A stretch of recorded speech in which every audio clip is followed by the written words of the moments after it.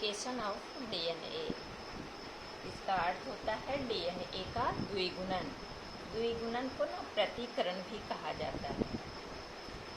आप वाटसन और Crick model पढ़े थे डीएनए की संरचना में, तो आपको उसी के अनुसार आपको दिखाई देता होगा ये डायग्राम।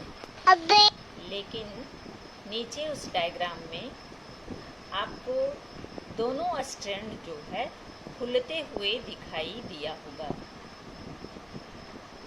और खुल करके एक पुराना स्ट्रैंड रह जाता है और एक उसमें नया स्ट्रैंड का निर्माण हो जाता है।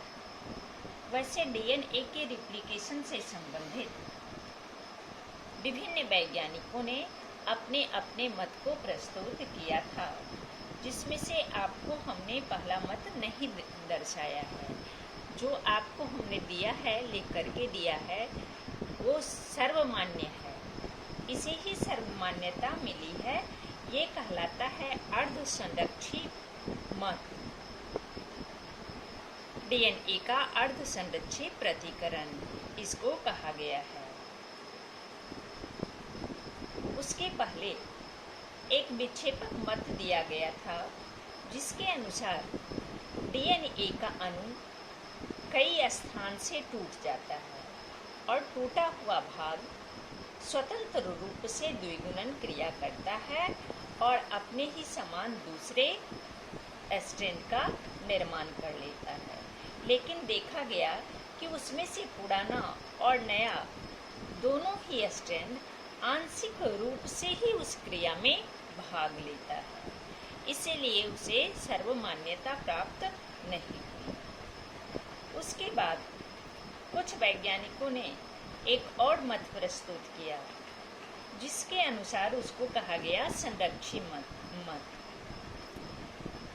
इसके अनुसार जनक डीएनए का दोनों पॉलीन्यूक्लियोटाइड कहता है कि यह सुरक्षित रहता है और द्विगुणन से नए डीएनए के स्ट्रैंड का निर्माण हो जाता है, तो इसे भी सर्वमान्यता नहीं मिली।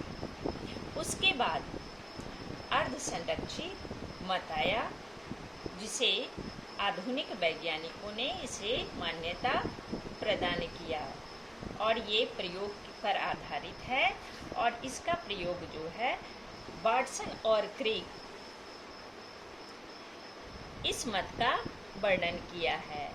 वो अपने डीएनए का जो डबल हेलिक्स मॉडल था, उसी के अनुसार द्विगुणन के समय कहा कि उसका दोनों स्ट्रैंड एक दूसरे से अलग हो जाता है और दोनों पुराना स्ट्रैंड जो है एक टेम्पलेट का काम करता है। तो टेम्पलेट आपके लिए जो नया शब्द है, टेम्पलेट का अर्थ होता है फर्मा, एक फर्मा का काम करता है।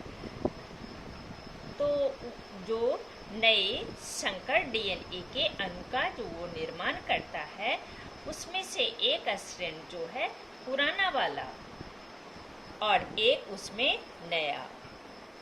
तो दो भाग में पहले जो बटा था, फिर दोनों से एक पुराना और एक नया, एक पुराना और एक नया, इस तरह से उसका द्विगुणन क्रिया होता है।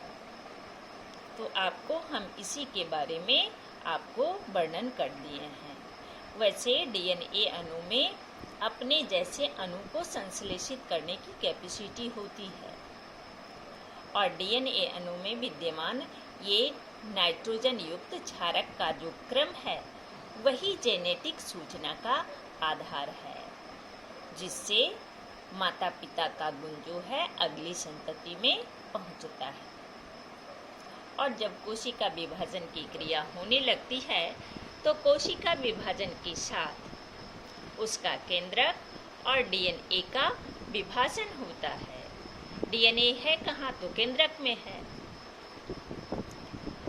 और जिस नई पुत्री कोशिका का निर्माण होता है, उसमें केंद्रक विभाजन करके एक केंद्रक भी चला जाता है और डीएनए भी उसकी दूसरी प्रतिकृति भी उसमें चली जाती है, जिससे पैतृक गुणों की पुनरावृत्ति होती है। और कहता है कि पुनरावृत्ति की क्रिया के लिए, पैतृक गुणों की पुनरावृत्ति की क्रिया के लिए ये आवश्यक है कि डीएनए के अणु का विभाजन इस प्रकार हो कि दोनों पुत्री केंद्रक में डीएनए के जो नाइट्रोजन युक्त क्षार का जो क्रम है ये बिल्कुल समान होना चाहिए। किसके समान?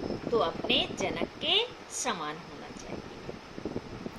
डीएनए अणु में यह गुण ही उसका रिप्लिकेशन कहलाता है, जिसको हिंदी में बोलते हैं ना प्रतिकृति। और इस प्रक्रिया में डीएनए का डबल हेलिक्स, जो वाटसन और क्रिक मॉडल दिया था ना, दोहरी घुमावदार रचना, उसी का वर्णन किया गया है, उसी को आधार माना गया है। ये डबल हेलिक्स जो है, दोहरा स्ट्रैंड जो है, वो धीरे धीरे खुलता है और इस प्रकार से खुल करके एक दूसरे से अलग हो जाता है कि उसकी दो इकाई बन जाती है और दोनों नई इकाइयों को फिर से उसमें संश्लेषण की क्रिया होता है। संश्लेषित करने के लिए वो एक दूसरे को प्रेरित करता है। एक इकाई के प्रत्येक क्षार के सामने उसके पूरक क्षार का निर्माण के साथ नए न्यूक्लियोटाइड का निर्माण हो जाता है और इस प्रकार प्रत्येक इकाई जो है फिर से डबल हेलिक्स की रचना बना देती है और इस प्रकार एक डीएनए अणु से उसके दो प्रतिरूप तैयार हो जाते हैं। यही है आपका रिप्लिकेशन ऑफ डीएनए। तो इसका क्या सिग्निफिकेंस है, इसका क्या महत्व है? डीएनए के द्विगुणन से उन्नत डीएनए अणु पैदा किया जाता है, जिससे कई कठिन समस्याओं को सुलझाने में सहायता